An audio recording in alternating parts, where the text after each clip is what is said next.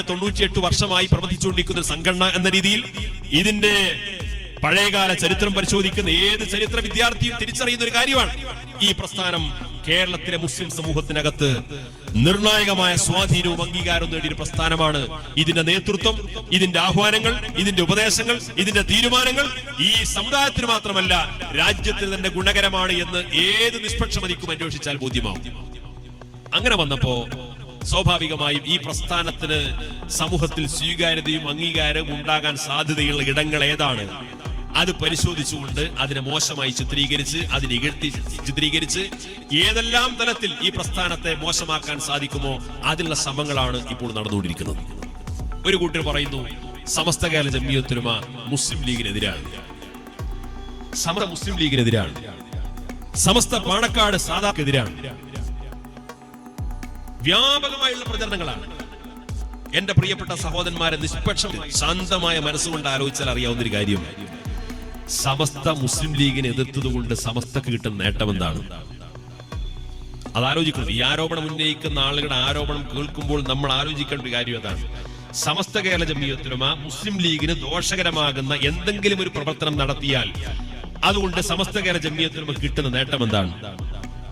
ഒരു നേട്ടവും ഇല്ലെന്ന് മാത്രമല്ല, അത് സമസ്തക്ക് ദോഷമേ ചെയ്യൂ എന്ന് വിശ്വസിക്കുന്നവരാണ് അതിന്റെ നേതാക്കളും പ്രവർത്തകന്മാരും. സമസ്ത കേരള ജംഇയ്യത്തുൽ ഉലമ ആദരണീയരായ പാണക്കാട് തങ്ങൾക്കെതിരാണ് ഒരു പ്രചരണമാണ്. സമസ്ത കേരള ജംഇയ്യത്തുൽ ഉലമ ആദരണീയരായ പാണക്കാട് തങ്ങൾക്കെതിരായ ഒരു നിലപാട് സ്വീകരിച്ചാൽ അതുകൊണ്ട് സമസ്ത കേരള ജംഇയ്യത്തുൽ ഉലമ കിട്ടുന്ന നേട്ടം എന്താണ്, ഗുണമെന്താണ്? ഒരു നേട്ടവും ഗുണവും ഇല്ലെന്ന് മാത്രമല്ല, അത് സമസ്ത കേരള ജംഇയ്യത്തുൽ ഉലമക്ക് ദോഷമേ ചെയ്യൂ. ഇതറിയുന്നവരാണ് സമസ്തയുടെ നേതാക്കളും പ്രവർത്തകന്മാരും. പക്ഷേ സമസ്തയുടെ നേതാക്കളോ പ്രവർത്തകന്മാരോ അവരുടെ മനസ്സിൽ പോലും ഊഹിക്കാത്ത ഒരു കുറ്റാരോപണം സമസ്ത നേതൃത്വത്തിനെതിരെ ഉന്നയിച്ചുകൊണ്ട് സാമൂഹ്യ മാധ്യമങ്ങളുടെ ആ ആരവം കൂടി ചേർത്ത് വെച്ചുകൊണ്ട് ഈ പ്രസ്ഥാനങ്ങളെ പരസ്പരം തമ്മിലടിപ്പിക്കാൻ വേണ്ടി ഒരു ഗൂഢപദ്ധതി ഇവിടെ നടന്നുകൊണ്ടിരിക്കുകയാണ്. ഇത് ഈ പ്രസ്ഥാനങ്ങളെ തമ്മിലടിപ്പിച്ചുകൊണ്ട് മുസ്ലിം സമുദായത്തിനിടയിൽ വിള്ളലുണ്ടാക്കി ഈ വിള്ളലിൽ നിന്ന് താല്പര്യങ്ങൾ നേടിയെടുക്കാൻ ചില ആളുകൾ ശ്രമിച്ചുകൊണ്ടിരിക്കുന്നു എന്ന് തിരിച്ചറിഞ്ഞിട്ടില്ലെങ്കിൽ അത് നഷ്ടം സമസ്തക്ക് മാത്രമല്ല മുസ്ലിം ലീഗിനുമാണ്. സമസ്തക്ക് മാത്രം നഷ്ടം ഉണ്ടാവില്ല, ആ നഷ്ടം മുസ്ലിം ലീഗിനുമാണ്. മുസ്ലിം ലീഗിന് മാത്രം നഷ്ടം ഉണ്ടാവില്ല, അത് സമസ്തക്കും നഷ്ടമാണ്. ഈ രണ്ട് പ്രസ്ഥാനങ്ങൾ പരസ്പരം സഹകരിച്ചു പോകുന്ന രീതിയാണ്. അത് ആശയപരമായ കാര്യത്തിൽ സമസ്ത കേരള ജംഇയ്യത്തുൽ ഉലമ അഹ്ലുസ് സുന്നത്ത് വൽ ജമാഅയുടെ ആശയങ്ങൾ സ്വീകരിച്ചുകൊണ്ട് മുന്നോട്ട് പോകുന്നു. അഹ്ലുസ് സുന്നത്ത് വൽ ജമാഅയുടെ ആശയം അനുസരിക്കുന്ന എല്ലാ രാഷ്ട്രീയ പാർട്ടികളും രാഷ്ട്രീയ പാർട്ടികൾ പ്രവർത്തിക്കാത്തവരുമായിട്ടുള്ള മഹാഭൂരിപക്ഷം വരുന്ന സുന്നികളും സമസ്ത കേരള ജംഇയ്യത്തുൽ ഉലമയെ അവലംബിക്കുന്നു, അതിനെ അംഗീകരിക്കുന്നു, അതിനനുസരിക്കുന്നു. ഇവിടുത്തെ ഒരു ഏറ്റവും പ്രധാനപ്പെട്ട സാമുദായിക രാഷ്ട്രീയ പാർട്ടി എന്ന രീതിയിൽ മുസ്ലിം ലീഗിൽ സമസ്ത കേരള ജംഇയ്യത്തുൽ ഉലമയെ അനുസരിക്കുന്നവരും അംഗീകരിക്കുന്നവരും ഉണ്ട്. അതിൽ മുജാഹിദ് പ്രവർത്തകന്മാരുണ്ട്, തബ്ലീഗുകാരുണ്ട്, ഇപ്പൊ ജമാഅത്തുകാരുണ്ടോന്ന് അറിഞ്ഞൂടാ. എന്തായാലും പല ബിദഅി പ്രസ്ഥാനങ്ങളും ആ പാർട്ടിയിലുണ്ട്. അത് രാഷ്ട്രീയമായി ആ പാർട്ടിയെ അവലംബിക്കുന്നു, മതപരമായി ഈ പ്രസ്ഥാനത്തെ അവലംബിക്കുന്നു.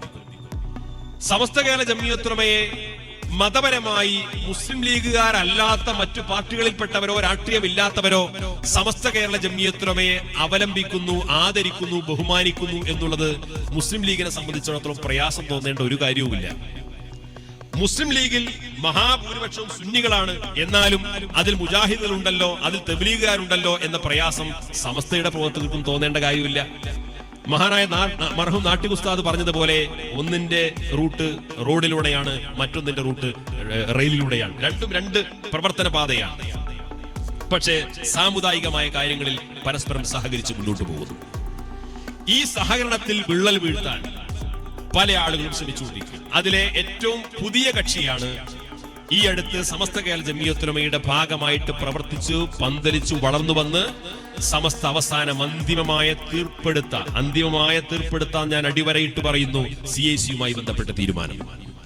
ഇതുമായി ബന്ധപ്പെട്ട ചർച്ചകൾ നടക്കുന്ന സമയത്ത് ജനങ്ങളുടെ ശ്രദ്ധ എന്താണ് സമസ്തയിൽ ഇപ്പൊ നടന്ന വിഷയ ശ്രദ്ധ വഴിതിരിച്ചു വിടാൻ വേണ്ടി ഇവിടെ CAC-യുമായി ബന്ധപ്പെട്ടതല്ല പ്രശ്നം, ഇവിടെ യഥാർത്ഥ പ്രശ്നം സമസ്തയും ലീഗുമാണ് എന്ന ഒരു കള്ളക്കഥ മെനഞ്ഞെടുത്തുകൊണ്ട് വ്യാപകമായി പ്രചരിപ്പിച്ചു. നമ്മുടെ പല പൗരപ്രമുഖരുടെയും സഹോദരന്മാരുടെയും ഒക്കെ അടുത്ത് PR വർക്കിന്റെ ഭാഗമായിട്ട് അത്തരം ആളുകൾ വന്ന് തെറ്റിദ്ധരിപ്പിച്ചു. പല സാധുക്കളും അത് ശരിയാണ് എന്ന് തിരിച്ചിരിക്കുകയാണ്. ഇവിടെ സമസ്തയും മുസ്ലിം ലീഗും തമ്മിൽ CAC-യുമായി ബന്ധപ്പെട്ട കാര്യത്തിൽ ഒരു തർക്കമില്ലെന്ന് മാത്രമല്ല, ഈ വിഷയം ശാശ്വതമായി പരിഹരിക്കാൻ വേണ്ടി ഒരുമിച്ച് കൂടിയത് സമസ്തയുടെയും മുസ്ലിം ലീഗിന്റെയും നേതാക്കളാണ്. നിങ്ങൾ ആലോചിക്കണം, ഞാനൊരു കുറഞ്ഞ മിനിറ്റുകൾക്കുള്ളിൽ അതൊന്ന് പറയാം. വിശദമായിട്ട് ഇവിടെ LCD ക്ലിപ്പ് സഹിതം തന്നെ വിശദീകരിക്കാനുണ്ട്. സമസ്ത കേരള ജംഇയ്യത്തുൽ ഉലമയുടെ കേന്ദ്ര മുഷാവറ അംഗീകരിച്ച സിലബസ് എന്ന പരസ്യവാചകം കൊടുത്തുകൊണ്ടാണ് വഫിയ കോഴ്സുകളിലേക്ക് അഡ്മിഷൻ ആരംഭിച്ചത്. സമസ്തയുമായി ബന്ധമില്ല എന്ന് പറയാൻ കഴിയില്ലല്ലോ. സമസ്തയുമായി ബന്ധമില്ല എന്ന് പറയാൻ കഴിയില്ലല്ലോ. സമസ്ത കേരള ജംഇയ്യത്തുൽ സിലബസ് എന്നായിരുന്നു പരസ്യവാചകം. അതിന്റെ അർത്ഥം ഇതൊരു സമസ്തയുടെ പ്ലാറ്റ്ഫോമിലാണെന്ന് ധരിച്ചുകൊണ്ട് രക്ഷിതാക്കൾ കുട്ടികൾ അവിടെ കൊണ്ടുപോയി ചേർക്കും. ഇതിനായിരുന്നല്ലോ പരസ്യവാചകം. ആ പരസ്യവാചകത്തെ ആരും തള്ളിപ്പറഞ്ഞില്ലല്ലോ. എന്തുകൊണ്ട്? ആ സംവിധാനം ആരംഭിച്ചത് സമസ്ത കേരള ജംഇയ്യത്തുൽ ഉലമ മലപ്പുറം ജില്ലാ കമ്മിറ്റിയുടെ സ്ഥാപനമായിട്ടുള്ള വളാഞ്ചേരി മർക്കസ് കേന്ദ്രീകരിച്ചായിരുന്നു. സംശയത്തിന്റെ ആവശ്യമില്ല. ആ സിലബസ് തിരക്കേടില്ല, അതിൽ കൂടുതൽ കുട്ടികൾ ആകർഷിക്കുന്നു, പുതിയൊരു വിദ്യാഭ്യാസ രീതിയാണ് എന്ന് കണ്ടുകൊണ്ട് സമീപ പ്രദേശങ്ങളിലെ മറ്റു ചില അറബിക് കോളേജുകൾ കൂടി ഈ സിലബസിനെ അവലംബിക്കാൻ താല്പര്യം പ്രകടിപ്പിച്ചു. അതിനവലംബിക്കാൻ താല്പര്യം പ്രകടിപ്പിച്ചപ്പോ കോർഡിനേഷൻ ഓഫ് ഇസ്ലാമിക് കോളേജസ് എന്ന് പറയുന്ന CAC എന്ന് പറയുന്ന ഒരു കമ്മിറ്റിക്ക് രൂപം നൽകി. ആ കമ്മിറ്റിക്ക് രൂപം നൽകി അതിന്റെ പ്രവർത്തനം മുന്നോട്ട് പോയി.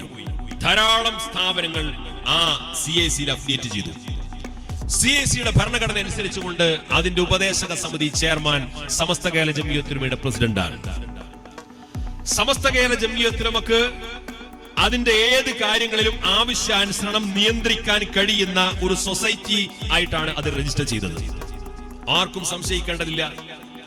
ആർക്കും അതിൽ പിന്നെ ഒരു സംശയത്തിന്റെ ആവശ്യമില്ല. കാരണം എന്താണ്? സമസ്ത കേരള ജംഇയ്യത്തുൽ ഉലമയുടെ പ്രസിഡന്റ്, ഉപദേശക സമിതി ചെയർമാനായിട്ടുള്ള, സമസ്ത കേരള ജംഇയ്യത്തുൽ ഉലമയുടെ ആശയാദർശങ്ങൾക്കനുസരിച്ച് പ്രവർത്തിക്കുന്ന, സമസ്ത കേരള ജംഇയ്യത്തുൽ ഉലമക്ക് ആവശ്യാനുസരണം അതിന്റെ ഭരണപരമായ, നയപരമായ, അക്കാദമികപരമായ കാര്യങ്ങളെല്ലാം ഇടപെടാൻ സ്വാതന്ത്ര്യമുള്ള, അധികാരമുള്ള ഒരു സംവിധാനമായിരുന്നു CAC. വളരെ മനോഹരമായി ആ സംവിധാനം മുന്നോട്ട് പോകുന്നതിനിടയിൽ ഇവരാരും അറിയാതെ അതിന്റെ ഭരണഘടന മാറ്റി. ഇതിനാർക്കെങ്കിലും ന്യായീകരിക്കാൻ പറ്റുമോ? ഇതിനാർക്കെങ്കിലും ന്യായം പറയാൻ പറ്റുമോ? സമസ്ത കേരള ജംഇയ്യത്തുൽ ഉലമയുടെ അനുമതിയില്ലാതെ സമസ്ത കേരള ജംഇയ്യത്തുൽ ഉലമക്ക് ആ സംവിധാനത്തിൽ ഇടപെടാൻ സ്വാതന്ത്ര്യം നൽകുന്ന, അധികാരം നൽകുന്ന ഭരണഘടന മാറ്റി പൂർണ്ണമായി സ്വതന്ത്ര സ്വഭാവത്തോടുകൂടി പ്രവർത്തിക്കാൻ തുടങ്ങി. വിവിധ രക്ഷിതാക്കൾ സമസ്ത കേരള ജംഇയ്യത്തുൽ ഉലമയുടെ മുഷാവറക്ക് പരാതി നൽകുന്നു. പരാതിയിൽ പറയുന്ന കാര്യം എന്താണെന്നറിയോ? ഇവിടെ പുരോഗമനം, പരിഷ്കാരം, കാലത്തിന്റെ ചുവരെഴുത്തുകളുമായി വായിച്ചു നോക്കണം, ലോകം മനസ്സിലാക്കണം, ലോകത്തെ വിദ്യാഭ്യാസ മാറ്റങ്ങൾ ഉണ്ടാവണം, സമസ്തയെ ശുദ്ധീകരിക്കണം, യാഥാസ്ഥികതയിൽ നിന്ന് മാറണം എന്നൊക്കെ പറയുന്ന ഈ പരിഷ്കരണവാദി കൊണ്ടുവന്ന ഏറ്റവും വലിയ പരിഷ്കരണം എന്താണെന്നറിയോ? വഫിയ കോഴ്സിന് 5 വർഷത്തേക്ക് വഫിയ കോഴ്സിന് പഠിച്ചുകൊണ്ടിരിക്കുന്ന പെൺകുട്ടികൾ ആ കോഴ്സ് കാലയളവിൽ വിവാഹം കഴിക്കാൻ പാടില്ല. ലോകത്ത് ഈ സൈനിക കോഴ്സുകളുമായിട്ട് ബന്ധപ്പെട്ടൊക്കെ എന്തോ ഉണ്ടെന്ന് തോന്നുന്നു. ലോകത്ത് ഏതെങ്കിലും യൂണിവേഴ്സിറ്റിയിൽ നിങ്ങൾ കേട്ടിട്ടുണ്ടോ? പഠിക്കണ സമയത്ത് കല്യാണം കഴിക്കാൻ പാടില്ല. കല്യാണം കഴിക്കാൻ പാടില്ല നിയമം മാത്രമല്ല, കല്യാണം കഴിച്ചു കഴിഞ്ഞാൽ പിന്നെ അവിടെ പഠിക്കാൻ പാടില്ല. പഠിക്കാൻ പാടില്ല എന്ന് മാത്രമല്ല, പിന്നെ ഏതായാലും കല്യാണം കഴിച്ചു, പഠനവും നിഷേധിച്ചു. കല്യാണത്തിന് കൂടെ പഠിച്ച കുട്ടികളെയും പഠിപ്പിച്ച ടീച്ചർമാരെയും കല്യാണത്തിന് വിളിച്ചാൽ കല്യാണം ബഹിഷ്കരിക്കും. ഇവരാണ് സമസ്തക്ക് പരിഷ്കാരം പഠിപ്പിച്ചുകൊടുക്കുന്നത്. ഇവരാണ് സമസ്ത യാഥാസ്ഥികന്മാരെന്ന് വിളിച്ചുകൊണ്ടിരിക്കുന്നത്. ഇവരാണ് സമസ്ത യാഥാസ്ഥികന്മാരെന്ന് വിളിച്ചുകൊണ്ടിരിക്കുന്നത്. കല്യാണം കഴിക്കാൻ സമ്മതിക്കൂല. കല്യാണം കഴിച്ച കോളേജിൽ നിന്ന് പുറത്താക്കും. ഇനി കല്യാണം പഠനം മുടങ്ങി, ഏതായാലും കല്യാണം നടക്കുകയാണ്, കല്യാണത്തിൽ നിന്ന് പോയി ചോറ് വെച്ചു കൊടുക്കുക, അല്ല കല്യാണം ബഹിഷ്കരിക്കും. ഞാനത് എന്തെങ്കിലും ഊഹാമോഹം പറയല്ല. കല്യാണം ബഹിഷ്കരിച്ച വഫികൾ എന്റെ പരിചയത്തിലുണ്ട്. വേണമെങ്കിൽ തെളിവ് ഞാൻ ഹാജരാക്കും. എത്ര വൃത്തികെട്ട സമീപനം! അപ്പൊ സ്വാഭാവികമായിട്ട് ഇത്തരം വിഷയങ്ങൾ സമസ്തയുടെ മുമ്പിലെത്തി. സമസ്ത സ്വാഭാവികമായിട്ട് ഇതുമായി ബന്ധപ്പെട്ട ചർച്ചയ്ക്ക് ബന്ധപ്പെട്ട ആളെ വിളിച്ചു സംസാരിച്ചു. ചർച്ചയ്ക്ക് വിളിച്ചിട്ടില്ല, എനിക്ക് എന്റെ ഭാഗം പറയാൻ അവസരം തന്നിട്ടില്ല എന്നാണ് എന്റെ പത്രക്കാരൻ മുമ്പിൽ പറയുന്നത്. വിളിച്ചപ്പോ പറഞ്ഞെന്താ അറിയോ? ഞാനിങ്ങനെ അങ്ങോട്ടും ഇങ്ങോട്ടും വർത്തമാനം പറയാനൊന്നുമില്ല, നിങ്ങൾക്ക് വേണ്ടി രേഖാമൂലം കത്ത് തന്നാൽ ഞാൻ രേഖാമൂലം മറുപടി തരാം. ആ പുസ്തകമായി തീരുമാനിച്ചു. പിന്നെ അങ്ങനെ ആയിക്കോട്ടെ. വെറുതെ സമയം മെനക്കെടുക്കണ്ടല്ലോ, കത്തയക്കാൻ തുടങ്ങി. ഏത് കത്തയച്ചാലും കത്തിന് വരുന്ന മറുപടി സമസ്ത കേരള ജംഇയ്യത്തുലമയെ ഒരു വിലയും വെക്കുന്നില്ലെന്ന് മാത്രമല്ല, ഞങ്ങൾക്ക് സ്വതന്ത്രമായ ജനബോഡിയുണ്ട്, ആ ജനബോഡിക്കാണ് പരമാധികാരം. ഇങ്ങനെ ധിക്കാരപരമായ സമീപനം സ്വീകരിച്ചപ്പോ CACയുടെ പ്രസിഡന്റ് ആദരണീയരായ പാണക്കാട് തങ്ങളാണ്. അവരെയും മുസ്ലിം ലീഗിന്റെ നേതാക്കളൊക്കെ കൂട്ടിയിട്ട് ഈ വിഷയം രമ്യമായി പരിഹരിക്കാനുള്ള ചർച്ചകൾ ആരംഭിച്ചു. നിരവധി ചർച്ചകൾ. സമസ്ത ഒരിക്കലും ഏകപക്ഷീയമായി ഈ കാര്യത്തിൽ തീരുമാനമെടുത്തിട്ടില്ല. സമസ്തക്ക് വേണമെങ്കിൽ ഒരാഴ്ച കൊണ്ട് തീരുമാനിക്കാവുന്നതേ ഉള്ളൂ. കാരണം എന്താണ്, വളരെ ധിക്കാരപരമായ ഒരു കാര്യം ചെയ്ത് സമസ്തയുടെ മേൽവിലാസത്തിൽ വളർന്നു പന്തലിച്ച് എല്ലാം ആയപ്പോ സമസ്ത അതിന്റെ ഭരണഘടന മാറ്റിയിട്ട് സമസ്തക്ക് ഇതിൽ റോളുമില്ല എന്ന് ഭരണഘടന മാറ്റുക മാത്രം ചെയ്ത് പത്രസമ്മേളനത്തിലടക്കം പറഞ്ഞു. ഇത് സെപ്പറേറ്റ് എന്റിറ്റിയാണ്, സമസ്തക്ക് ഇവിടെ ഒരു റോളുമില്ല എന്ന് പരസ്യമായിട്ട് പറഞ്ഞാൽ പിന്നെ സമസ്തക്ക് എന്താ ചെയ്യാനുള്ളത്? ഒറ്റയടിക്ക് പറയാം, സമസ്ത കേരള ജംഇയ്യത്തുലമക്ക് ഇതുമായിട്ട് യാതൊരു ബന്ധവുമില്ല. സമസ്തയുടെ മേൽവിലാസത്തിൽ പിരിച്ചെടുത്ത സ്വത്തും ഭൂമിയും സമ്പാദ്യങ്ങളും ബന്ധപ്പെട്ട ആളുകളെ തിരിച്ചേൽപ്പിക്കണം എന്ന് പറഞ്ഞ് അതിന്റെ വ്യവഹാരത്തിന്റെ വഴികളിലേക്ക് പോയി കഴിഞ്ഞാൽ വളരെ പെട്ടെന്ന് ഈ പരിപാടി അവസാനിപ്പിക്കാവുന്നുള്ളൂ. സമസ്ത അതൊന്നും ചെയ്തില്ല. എങ്ങനെയെങ്കിലും ഇതൊക്കെ നല്ല നിലക്ക് മുന്നോട്ട് പോകട്ടെ, ചർച്ചകളുടെ വഴി തുറന്നു.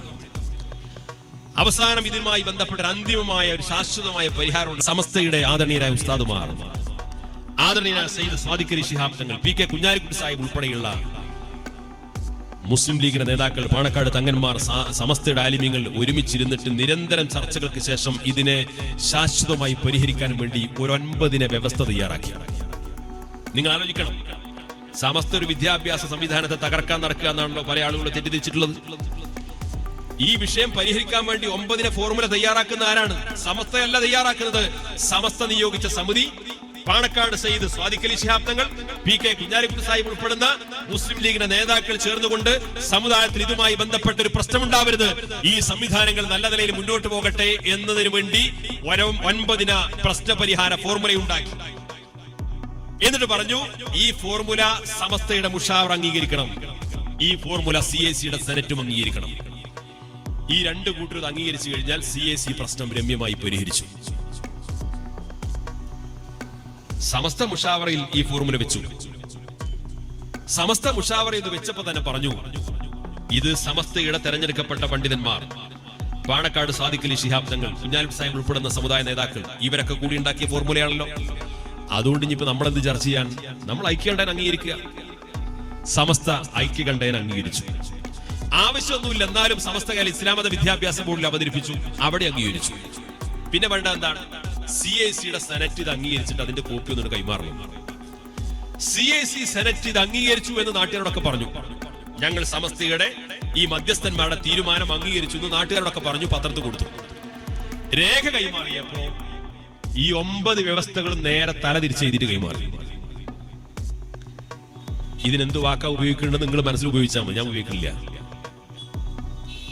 ഇവർ സമസ്തയെ മാത്രമല്ല ധിക്കരിച്ചത്, വലിയ പാണക്കാട് തങ്ങന്മാരുടെ പ്രേമവും മുസ്ലിം ലീഗിന്റെ പ്രേമവും ഒക്കെ പറയുന്നുണ്ടല്ലോ. ഇവർ മുസ്ലിം ലീഗിന് വലിയ അസറ്റ് ആണെന്നൊക്കെ തെറ്റിദ്ധരിച്ച പാവങ്ങളുണ്ടല്ലോ, അവരാലോചിക്കണം. സമസ്ത കേരള ജംഇയ്യത്തുലമയും പാണക്കാട് സാദിഖ് അലി ശിഹാബ് തങ്ങളും കുഞ്ഞാലിക്കുട്ടി സാഹിബ് ഉണ്ടാക്കിയിട്ടുള്ള മധ്യസ്ഥ ചർച്ച, അതിലെടുത്ത തീരുമാനത്തെ ധിക്കരിച്ചു വലിച്ചെറിഞ്ഞ പാരമ്പര്യമാണ് ഇവർക്കുള്ളത്. ഇവരെ താങ്ങണമെങ്കിൽ താങ്ങിക്കോ, അതിന്റെ നേട്ടവും ലാഭവും എന്താന്നുള്ളത് കണ്ടറിയാം. തീർന്നില്ല.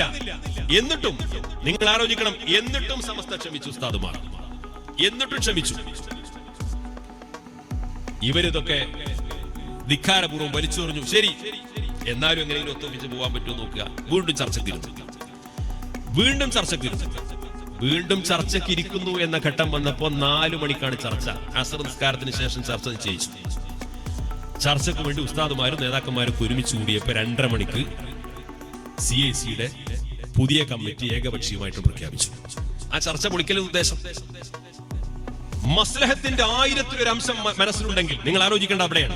മസ്ലഹത്തിന്റെ 1000 അംശം മനസ്സിലുണ്ടെങ്കിൽ ഏതായാലും 4 മണിക്ക് ചർച്ച ഉണ്ടല്ലോ, നമുക്കൊരു 6 മണിക്ക് പുറത്തുവിടാം. ഇന്നത്തെ ചർച്ചയിൽ എന്തെങ്കിലും അനുകൂലമായിട്ട് വല്ലതും ഉണ്ടോ എന്ന് ആലോചിക്കാലോ.